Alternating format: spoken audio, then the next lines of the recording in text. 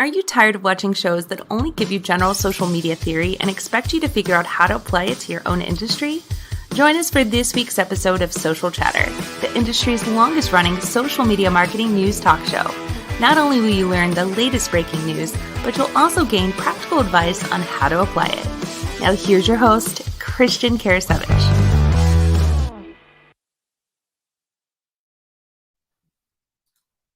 Hey there, everyone. Welcome to Social Chatter, your weekly social media marketing news talk show. This is episode 282 with myself and Jim Fuhs this week. We were going to have Dorian Moore and Van Dam on. She had a couple of scheduling things come up, and well, that's life. So it's just going to be Jim and I today, but we're going to be talking about a number of Twitter updates. I'm excited about a lot of these. I was telling Jim before the show, it's amazing what Twitter has been doing lately. In this case, they've got the ability to record Twitter Spaces. I realize Twitter Spaces are not out there for everyone, but there's going to be ways to record your Twitter Spaces. We've got some potential, maybe some censorship issues for Twitter with their Twitter ads feature that's coming out.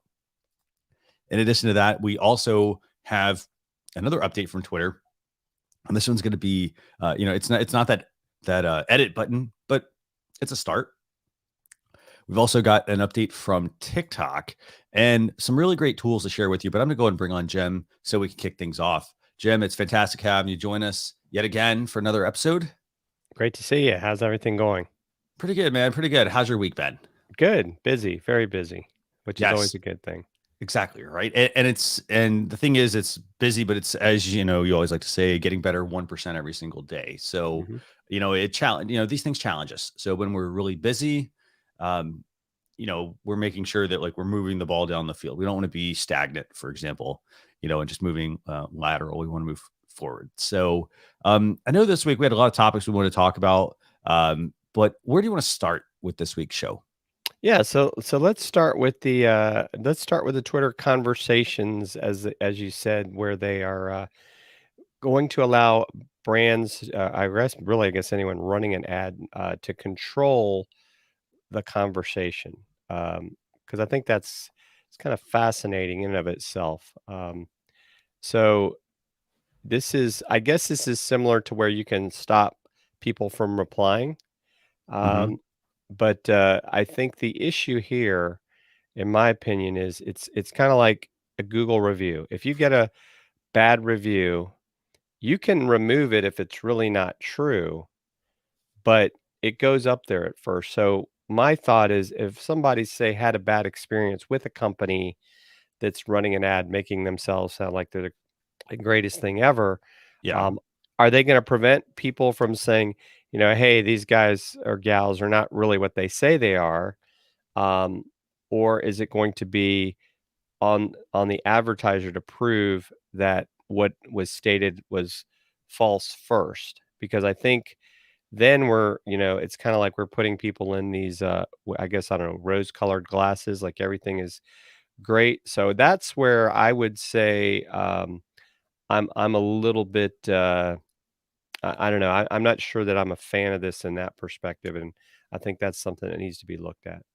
Definitely, yeah. I mean, I like the fact that you do get some controls. Those are nice, but as you all could see from the screenshot there from Twitter, I mean, you could set your ad so that everyone can reply, people you follow can reply, or only the people that are tagged. And I mean, that's great. Maybe, I mean, we saw this on Facebook as well. You have the ability to control who can see your content. Well, minus the algorithm, obviously. But we have the ability to control some of that more. So I think from a business perspective, I would not, if it were me, I would not shut this off to my followers. And the reason I wouldn't is because in this day and age, things have changed to where transparency is really important to a lot of people. They want to work with businesses who are transparent versus businesses who are hiding things. I don't know. Do you get that feeling? Yep, absolutely.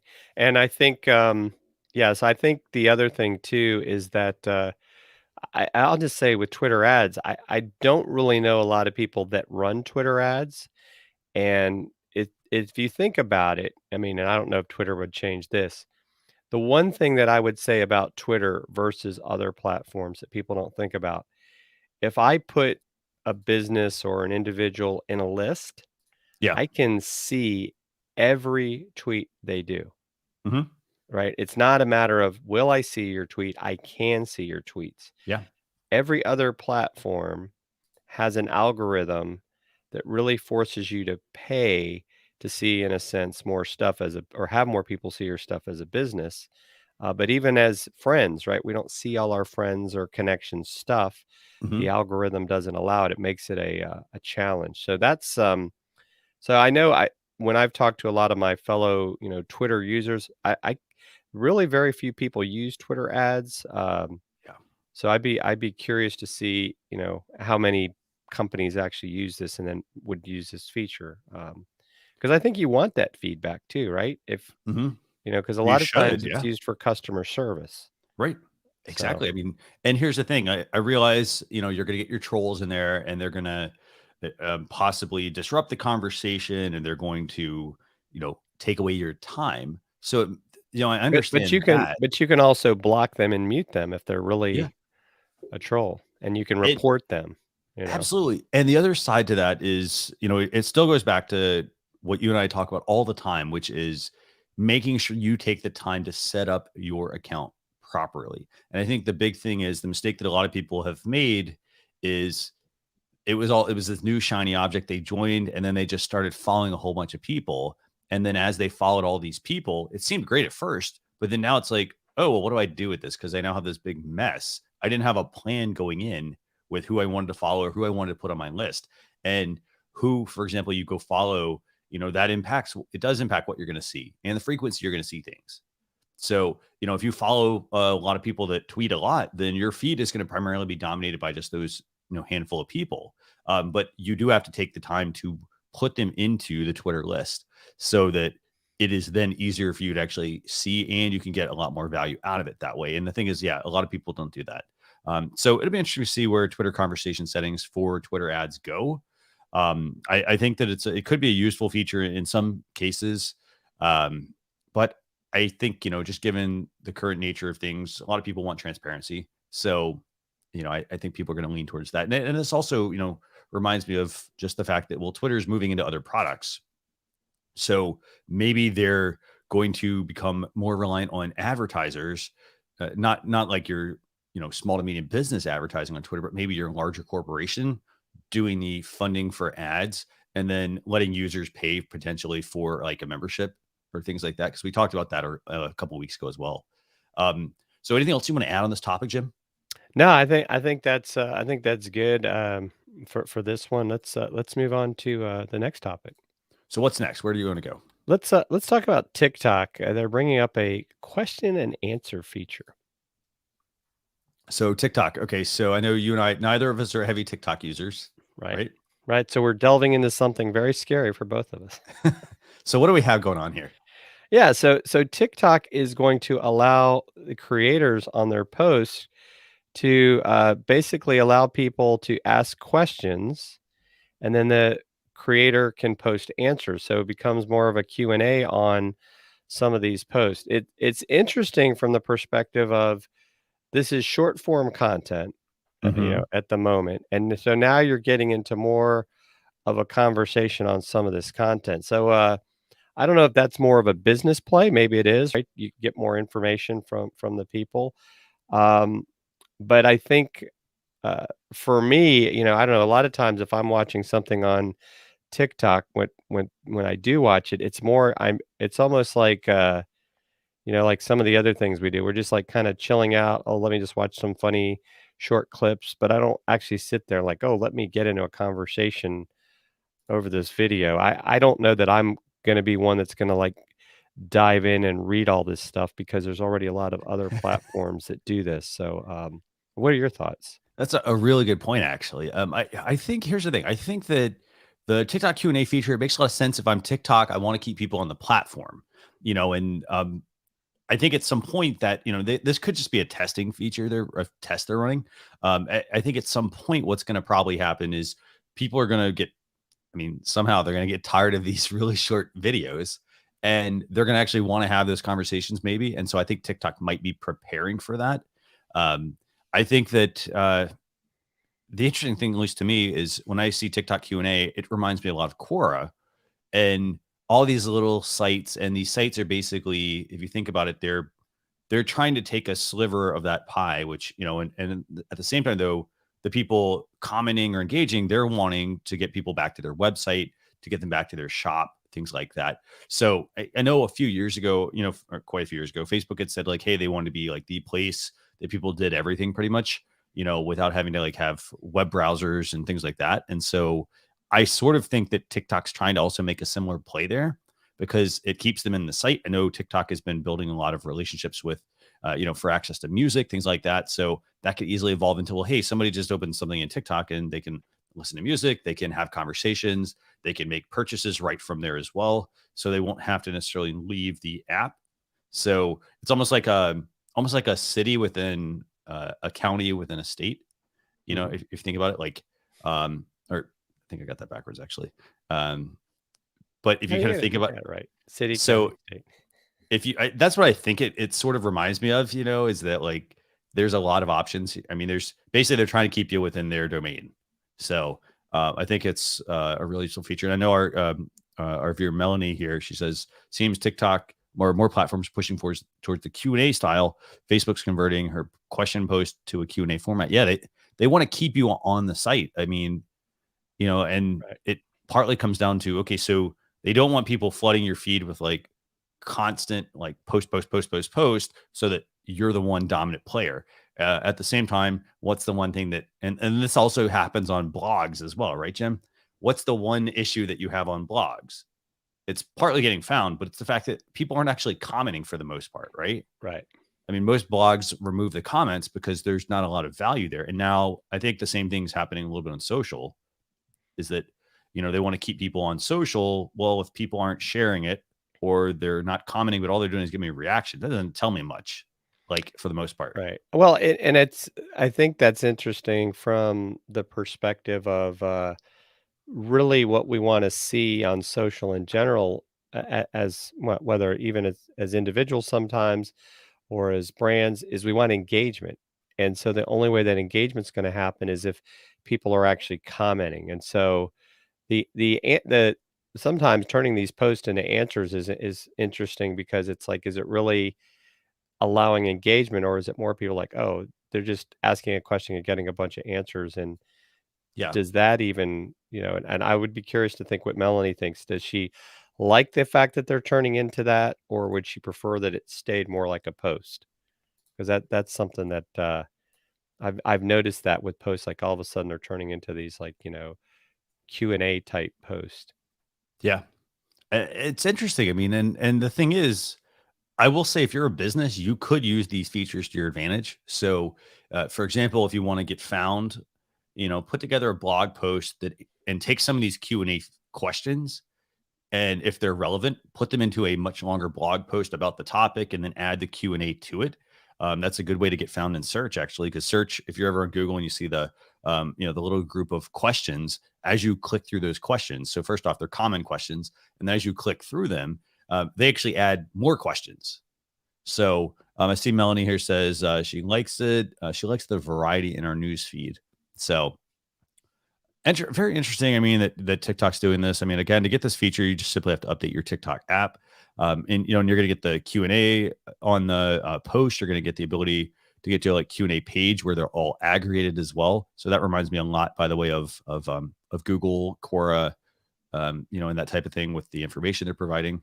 And then also you'll be able to also do Q&A live as well. So if you're a creator, you'll have the ability to like see the Q&A in your stream chat. So that'll be kind of interesting as well. So going back to Melanie's comments, she said she tried the Q&A format in a Facebook group and got a lot of questions in the comments.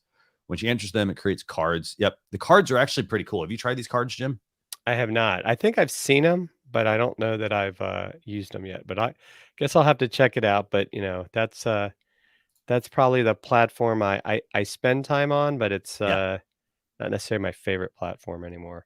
No, because from a value standpoint, I mean, you're either getting too much of something or not enough. There's no, I don't think there's a happy medium. So we've talked Twitter conversation settings for ads. We've talked TikTok Q&A. What's next, Jim?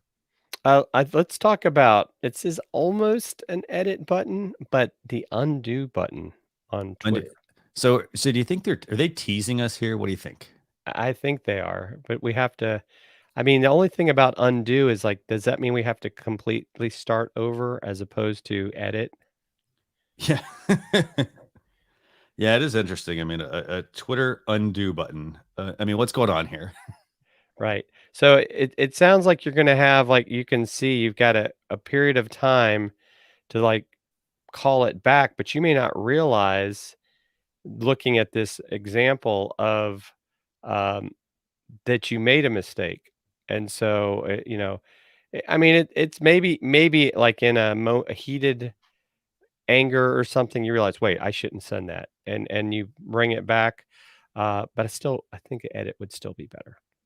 Yeah, no, there needs to be something. And maybe this is a. I'm just again. This is actually a test. So Jane Wong. So she basically does. She's a programmer, and so she does a lot of digging behind the scenes on a lot of these apps, and she uncovers a lot of really cool stuff. So in this case, she uncovered the undo send button. This reminds me a lot of of Google. So like how like at one point with Google you could compose an email and then you get the ability to unsend that email. This reminds me a lot of that.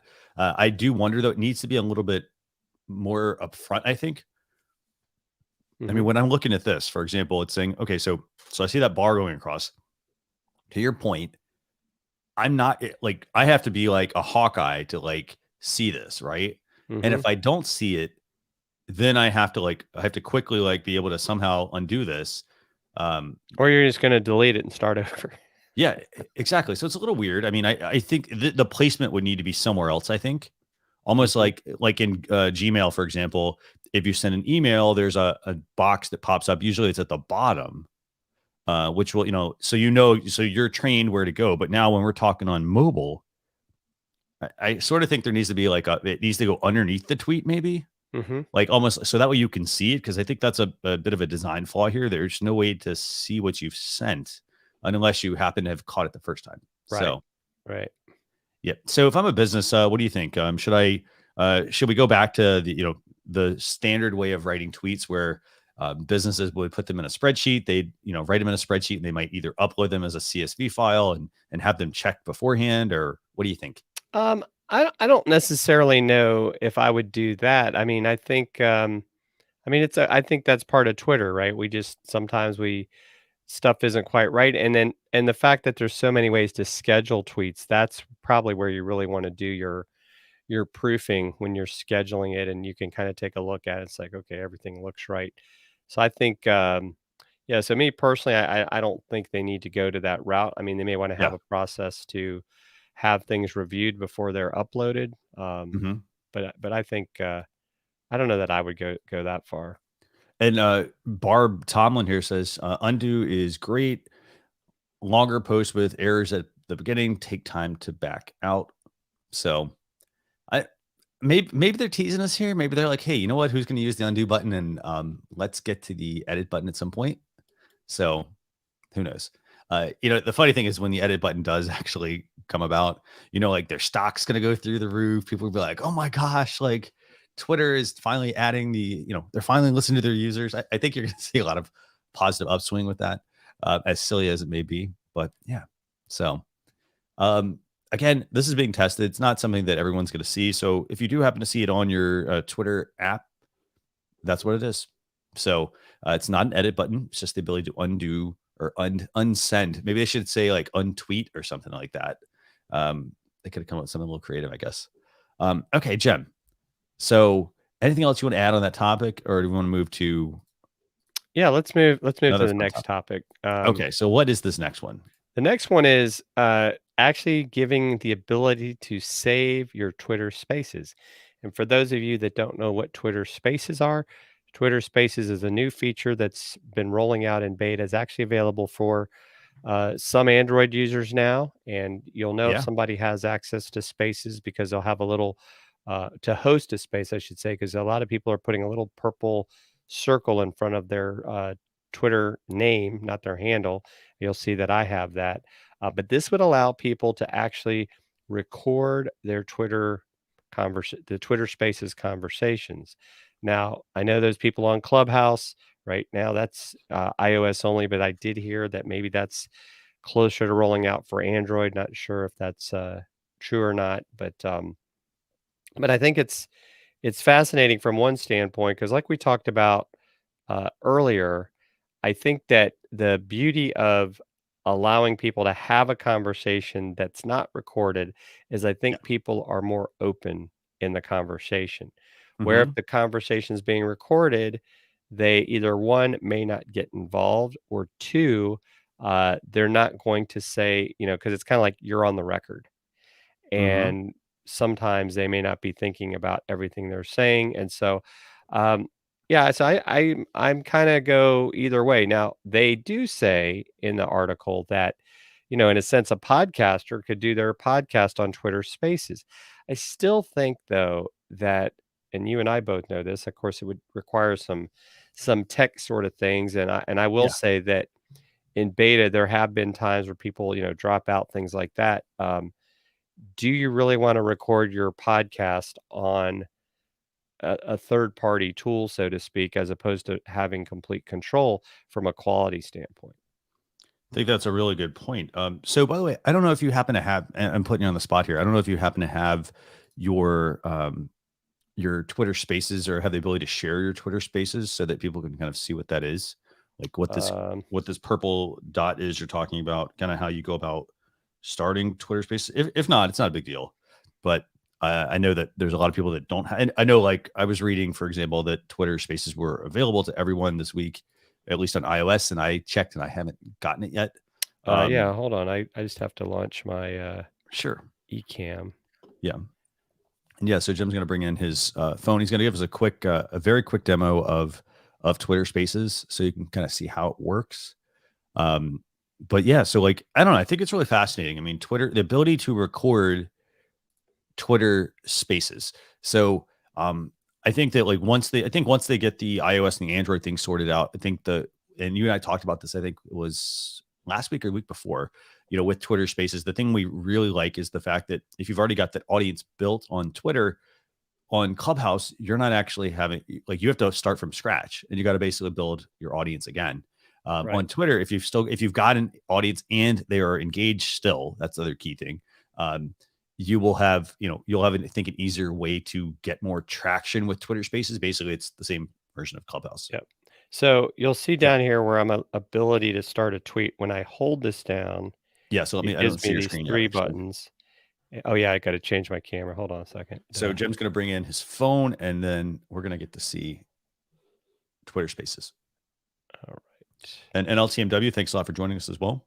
Yeah, so let me go back. So when you see down Okay. here, as I So like to sometimes call it, I guess it's the bird feather. yeah. When you hold it, right, as opposed to tap it, it pulls up. I have three options. That bottom option is the Twitter Spaces. So then when I hit that, Okay. it now allows me to say who can speak, right? I can have everyone speak, the people that I follow, only people I invite to speak. I can also name the space. Here I can get started. Okay. And so when I go in here, oh, come on. I said I want to get started. Um, Still a few bugs to work out, obviously, with Twitter yeah, Spaces. Let's see. I got to hold it down. That's what the problem was. So you got to hold down and then you have to slide your finger over, right? When I was hitting to name it, it kept going back to started. See, now I got to hold it down again. There we go. Start your And as you can space. see, you have There we go. you have an option there for people who can speak. Make sure you set that at the beginning of your Twitter Spaces. And obviously, at this point, you've got the mic off.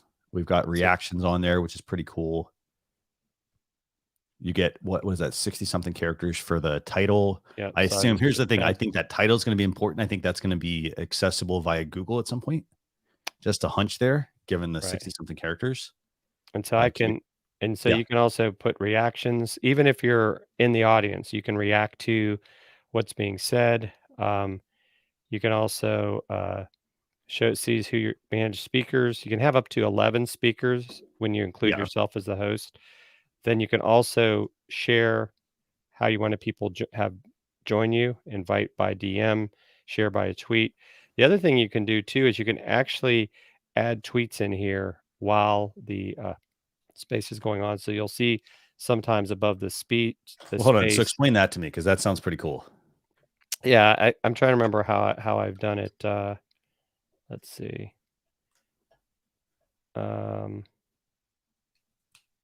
There's a way to add it. I can't remember how to add it specifically at the moment, but I know people can put tweets in there once the room is going. I have to go back and try that sometime. But I like if you today at 5 Eastern, Yeah. Madeline Scalar will be having a space after her Twitter Smarter chat. If you really want to see one of these at work, but I'm trying to remember how to. I'll have to remember how to do my tweet inside of this space. So then it like literally ends up being right there above everybody else. And while you've got that pulled up, by the way, I have mine pulled up as well, and I'm going to show people what it looks like on my end. So, for example, I see Jem here, and at the top, I see this. This is Jem here with this purple dot. So I can tap into this. I don't have spaces, obviously, but I can join as. Let's join as a listener. We're going to say join the space, and then is where do I have a? Okay, my mic's gonna be off to start. That's awesome because again, I don't want the extra feedback. I can request to join, as Jim was mentioning. So I can give you a reaction, pretty much as a listener. Very cool. I can click the 3 dots, and I can invite you to speak. Yeah. And so if I do that, now you'll get a notification at the top. Awesome. Yep. So, and if I accept that, I think is that going to turn my mic on, or how's it going to work? You can still mute your mic. Okay. Cool. And then you can also invite via DM. To your point, you can also share via tweet, and you can copy a link. So, for example, if I said share via tweet, let's see what that's going to do. So, yeah, so it's going to basically now let me send people to join Jem's Twitter Spaces, which is pretty cool. And then obviously you see the purple dot that Jim was talking about, and you get the card as well, which I think is pretty neat. So, pretty cool, actually. This is really neat. Yeah, so that's Twitter Spaces. We'll go ahead and leave the space and ends the space. And so it's just a nice way to, let me change my camera. So speaking of, so like while we're looking at the whole, the ability to record Twitter Spaces, what do you think? Do you think that some of the fervor around like Clubhouse has died down? Actually, I think something they did this week is quite the contrary, is now everybody can have a club. And so I know even StreamYard started a club. And so now that everybody's getting clubs, they're like, oh, it's kind of like the wild, wild west of starting clubs and inviting people. And I know my Clubhouse notifications have been full of getting invited to all these different clubs that people are creating. So it's really a way to create community. So I don't know. I think as these other, to include Twitter, start rolling out more features, then you're having the ability to actually do that sort of thing. So yeah, it's interesting. I mean, I think Twitter has also said that they're going to roll out Spaces, I think in April, right? I get this feeling that Twitter is going to probably try to undercut Clubhouse and roll out maybe a couple of weeks early. Just a hunch there. But I think that still, I got to say, I mean, just you demoing how to use Clubhouse Twitter Spaces there, it makes me want to go use it. Versus Clubhouse sort of feels maybe a little bit old and dated.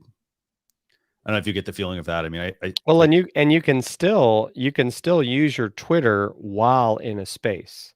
Yeah. So if you're not a speaker, you can still have everything that's going on, and you could be in Twitter, tweeting people, doing things like that. So you can still, and not to say you can't with Clubhouse, but you may not realize that, somebody just invited you to be on stage, so to speak, where you saw I had invited you and it popped up in the app while you were still in the app. So it's, I will say one thing that Twitter is doing, they are asking for feedback. They make it very easy for you to provide feedback to them with the, Mhm. maybe things you're seeing that aren't working quite right. It does also, I forgot to mention, it has transcription built in. Yes. So, um, that's still a little buggy, but if you turn transcriptions on, especially Mhm. when we're talking about the world of accessibility, Right. people can see the comments of the speakers in almost real time. I think there's a slight Yeah. delay, but it's popping up, and you can actually read it. So that I think that's pretty cool to have, uh, like, its captions. And one other like really neat thing that I really like about the closed captioning feature, and a lot of people I don't think they think about this. So let's say you want to figure out how good do you speak as a speaker, right? And so here's the thing: you can go into these captioning apps, whether it's Twitter Spaces or YouTube, and you can look at your transcript and see, are there certain words that I need to maybe pronounce differently, or my enunciation, are there, does this make sense, Jim? Yep. Like, so that you're not just participating and being able to see all of it, but if you want to make your content more accessible to people, you need to potentially change your speaking pattern as well so that those words are getting recognized correctly. So you don't have to necessarily go do as much editing on that, and so forth. So I think it's a really neat feature. I mean, going back to the whole point of the ability to record spaces, if the audio quality is really, really good, I would love the ability to record a podcast, or at least have the audio recorded through there, because it then makes or creates less friction. Mhm. So, for example, right now, I know you and I, we have the Launch Your Live podcast, and we, we have a guest on. The guest gets a link to a calendar. We add a link to go and have them join us.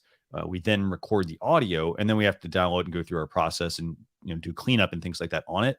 But if I could do that on Twitter Spaces while still having like almost while still making it a live podcast, basically, I think that it would save people a lot of time.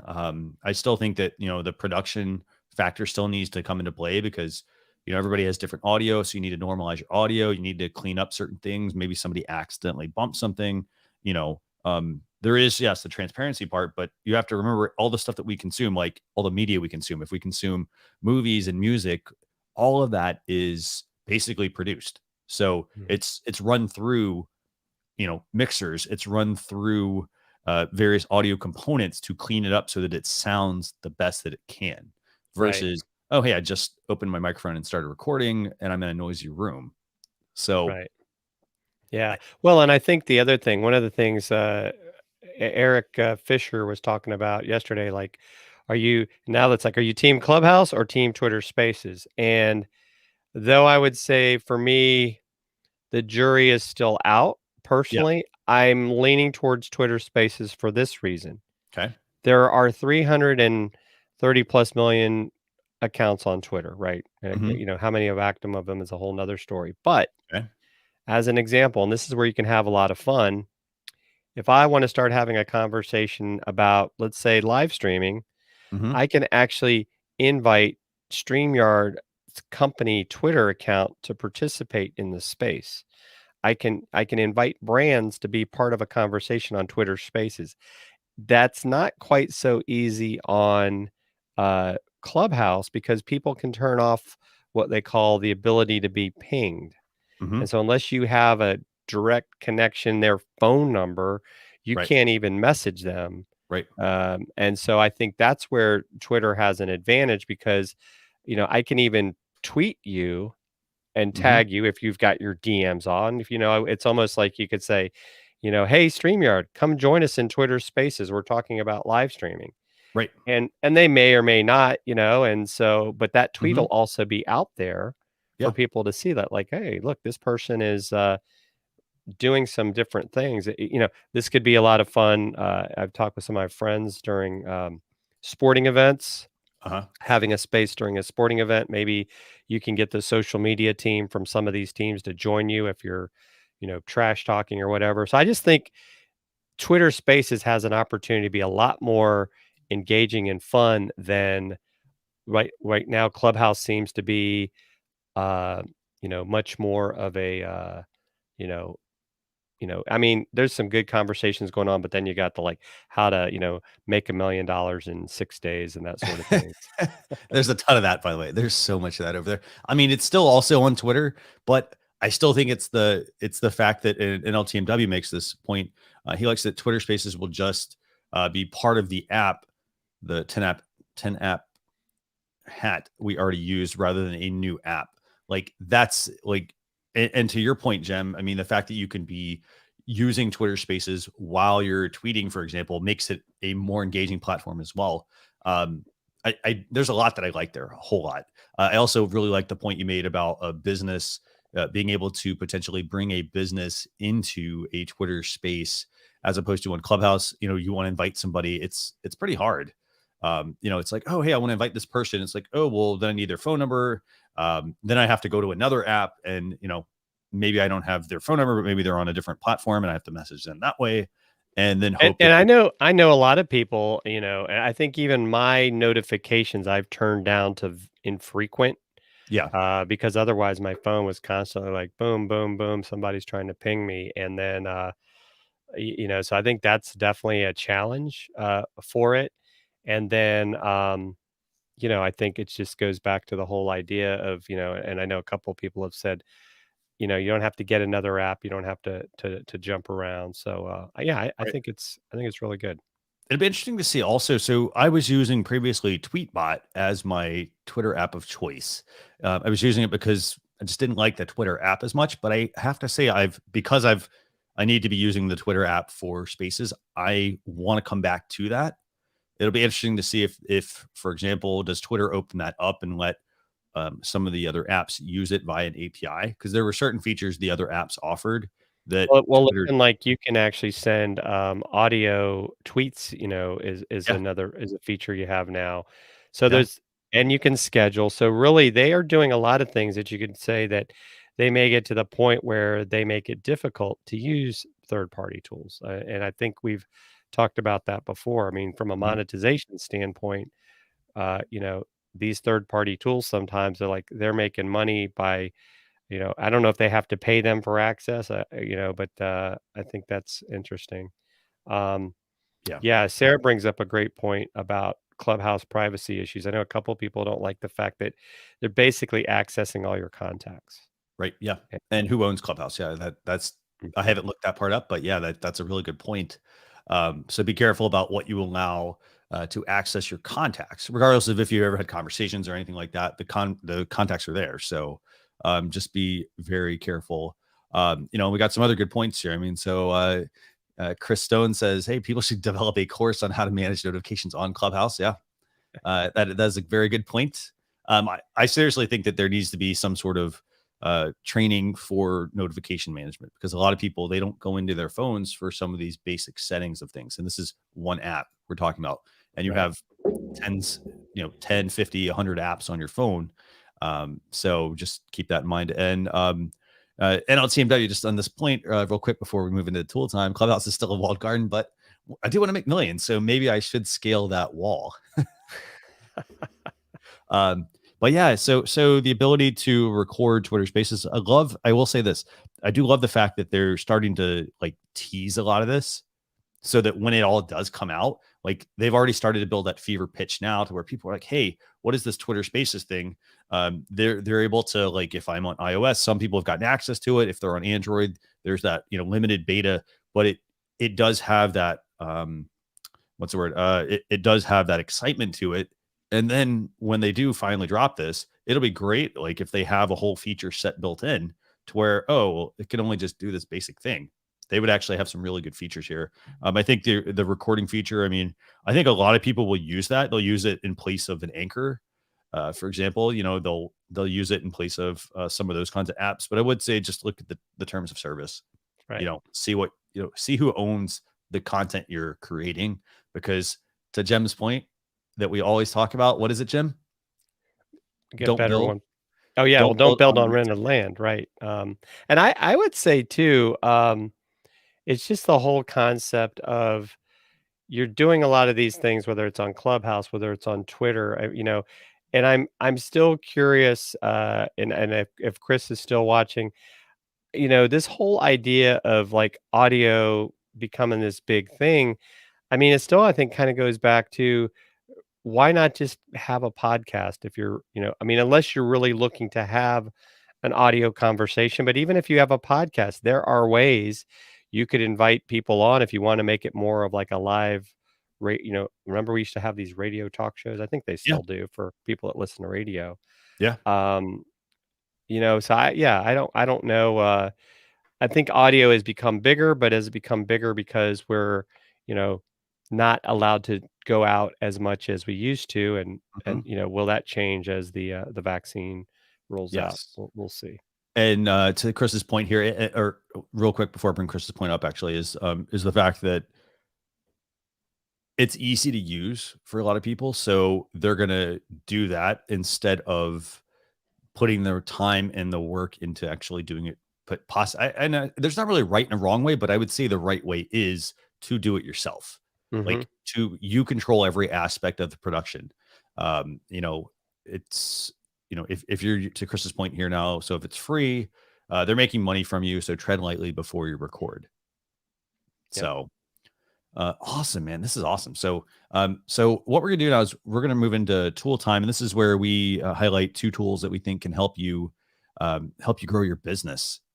And so, we've got the Twitter Spaces feature, the ability to record Twitter Spaces, hopefully coming soon. Maybe that leads to creating podcast directly from your Spaces.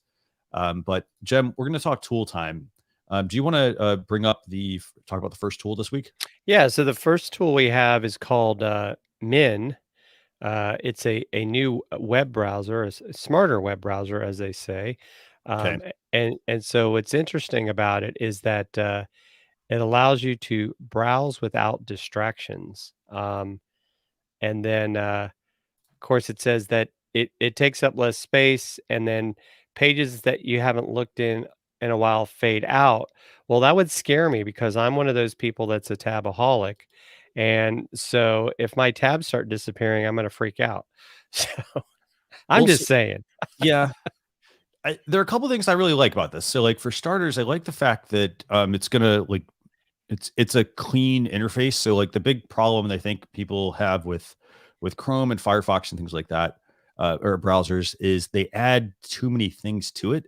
So for example, you can put all these extensions on your browser, which is great, except the problem is that as you add, it's just like a WordPress website. As you add more things, they don't necessarily, they can conflict very easily.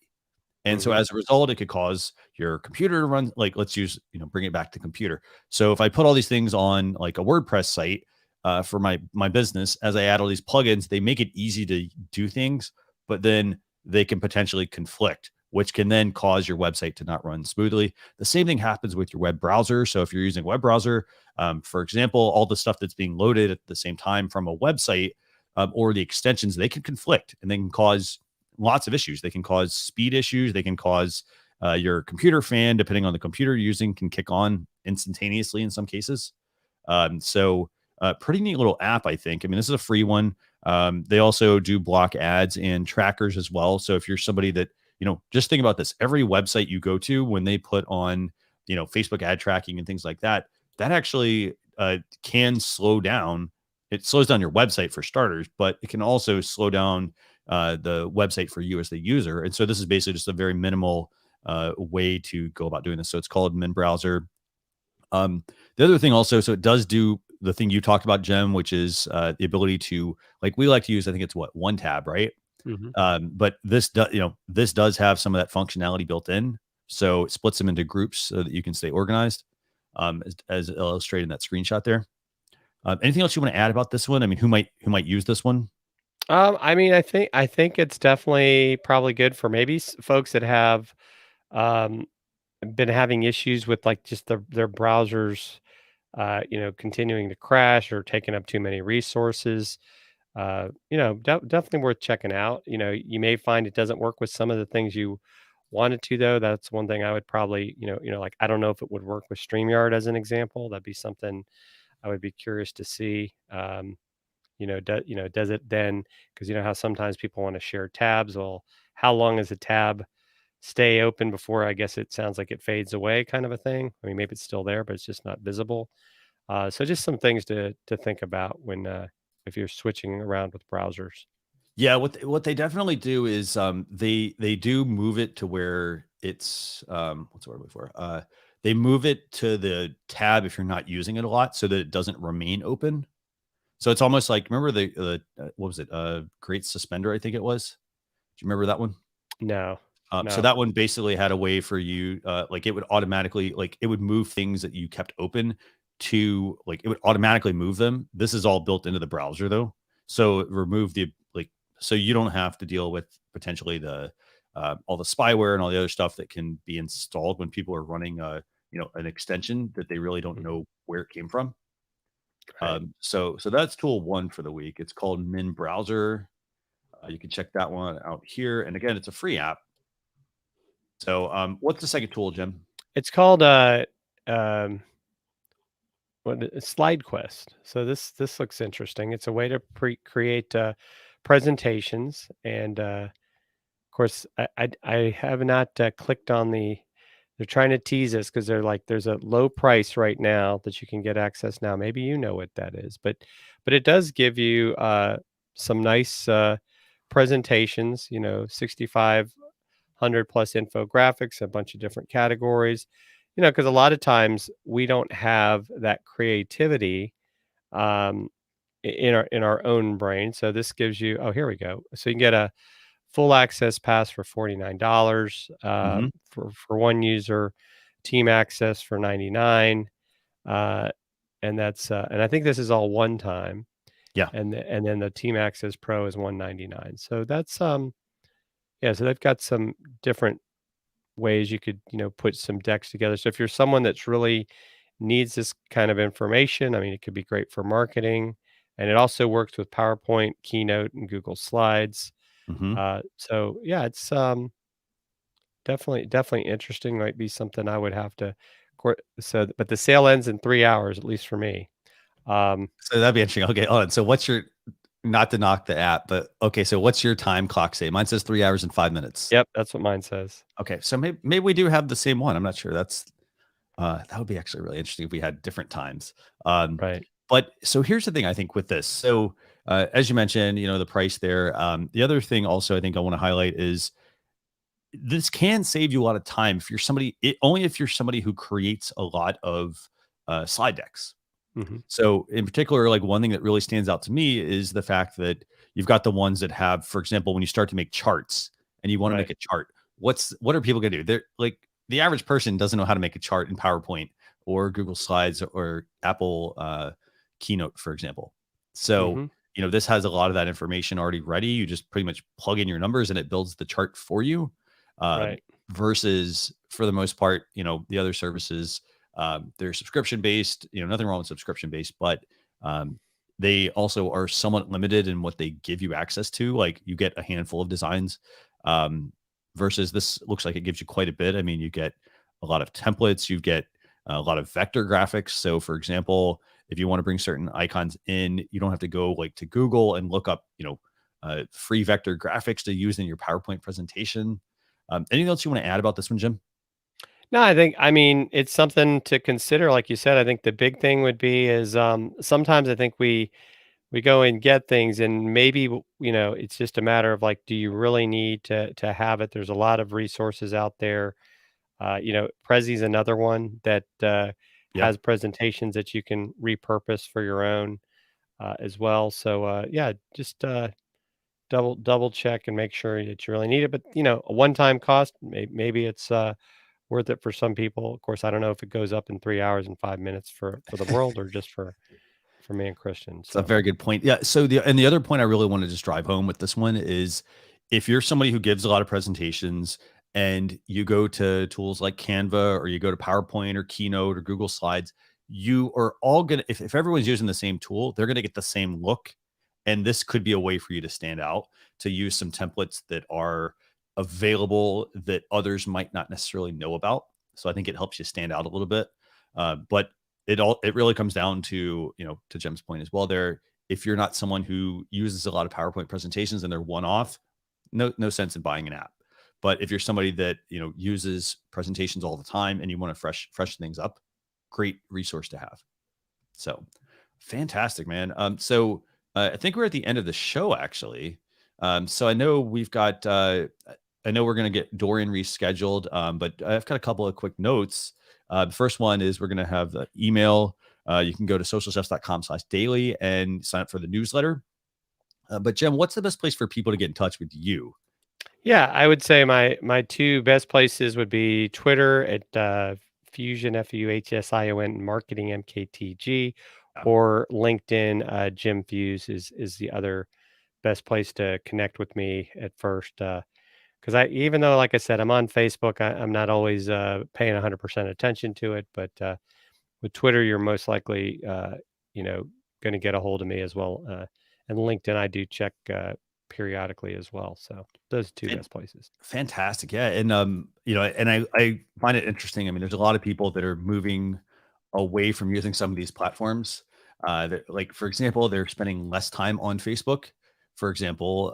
So I don't say it's losing its cool factor, but they're spending less time there because they're either looking to grow another platform, for example, or that's where their tribe, that's where their group of connections are at. So that's where they really want to, they see the most value.